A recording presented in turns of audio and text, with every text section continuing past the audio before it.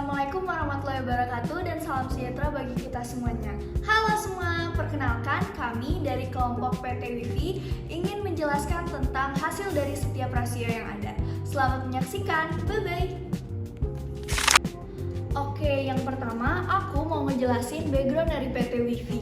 PT Solusi Sinergi Digital Tbk atau yang lebih sering dikenal dengan PT Wifi merupakan perusahaan penyedia layanan digital dan teknologi yang didirikan pada tahun 2012.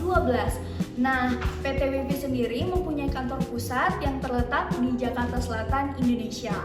Nah, perusahaan ini berfokus pada pengembangan ekosistem digital terpadu, mulai dari perdagangan digital, teknologi informasi, komunikasi, dan juga periklanan.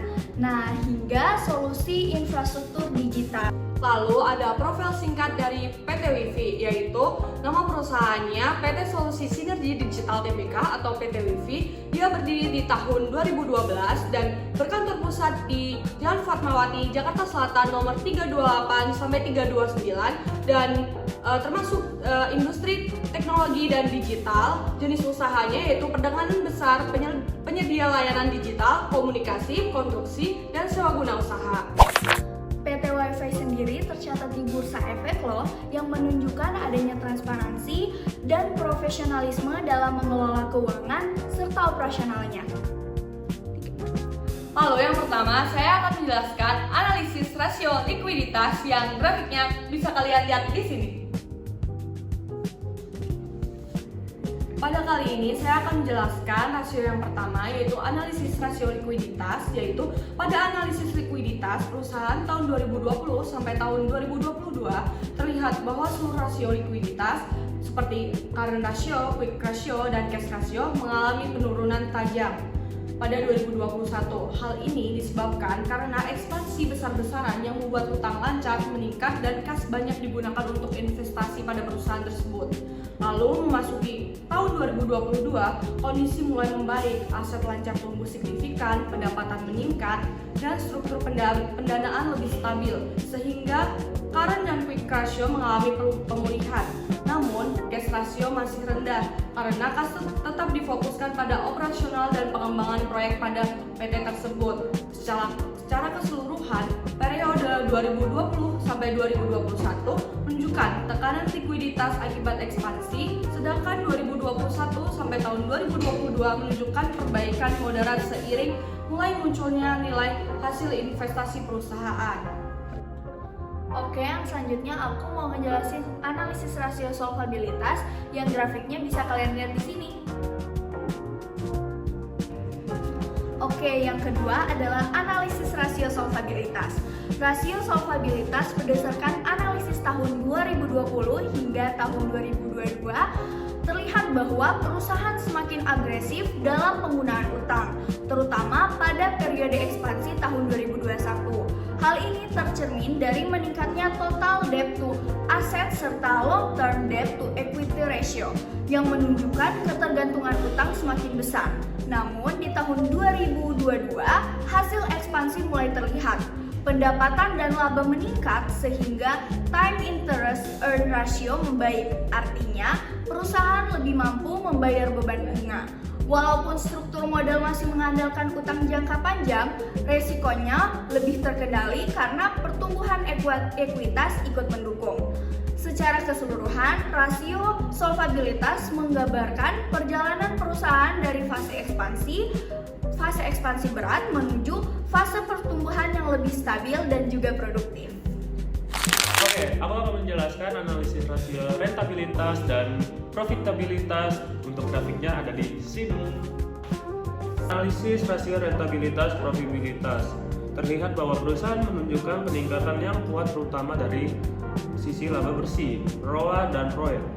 Gross profit margin mengalami peningkatan tajam pada 2021 namun tidak stabil di 2022. Menunjukkan struktur biaya masih rentan. Operating profit margin juga berfluktuatif akibat tinggi biaya ekspansi pada 2021, tetapi mulai membaik di 2022 seiring peningkatan efisiensi.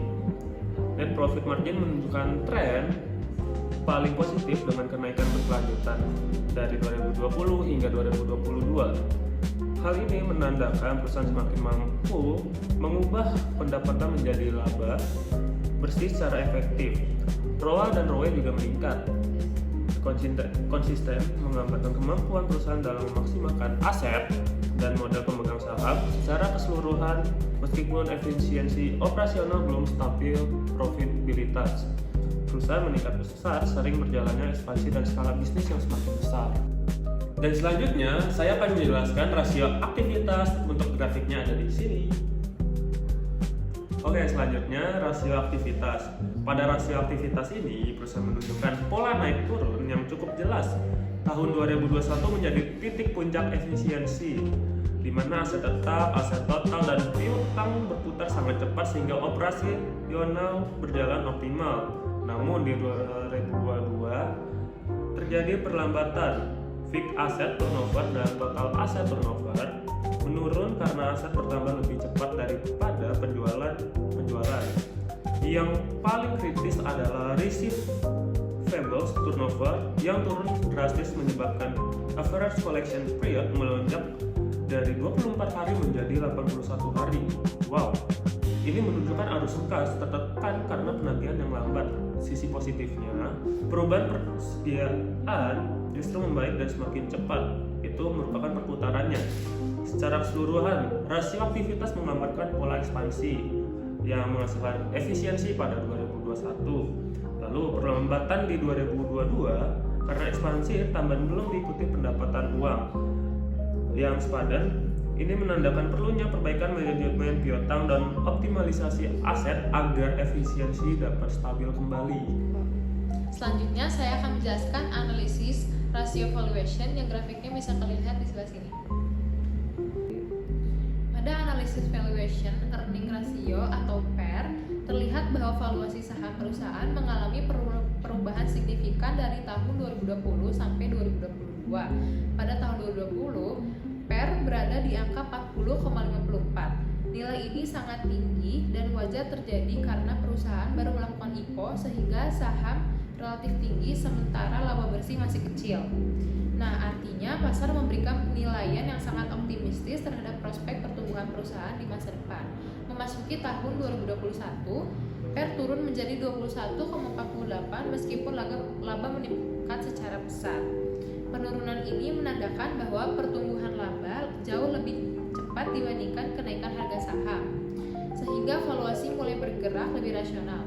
Investor mulai menilai perusahaan berdasarkan kinerja keuangan yang nyata, bukan sekedar ekspektasi. Pada tahun 2022, PER kembali turun cukup tajam ke angka 9,65. Hal ini terjadi karena dua faktor utama. Yang pertama yaitu harga saham tidak tumbuh secepat tahun sebelumnya akibat pertumbuhan laba. Yang kedua yaitu sentimen pasar terhadap sektor digital melemah akibat kondisi makro seperti inflasi dan kenaikan suku bunga. Dengan demikian, valuasi perusahaan menjadi lebih rendah dan cenderung undervalue. Nah, secara keseluruhan, tren PER dari 2020 sampai 2022 menunjukkan pergeseran dari valuasi yang sangat berbasis ekspektasi menuju valuasi yang lebih realistis dan berbasis kinerja. Hal ini mencerminkan bahwa perusahaan mulai memasuki fase kedewasaan di mana investor lebih fokus pada stabilitas laba dan efisiensi operasional daripada sekedar potensi pertumbuhan. Selanjutnya, analisis rasio growth yang grafiknya bisa kalian lihat di sebelah sini.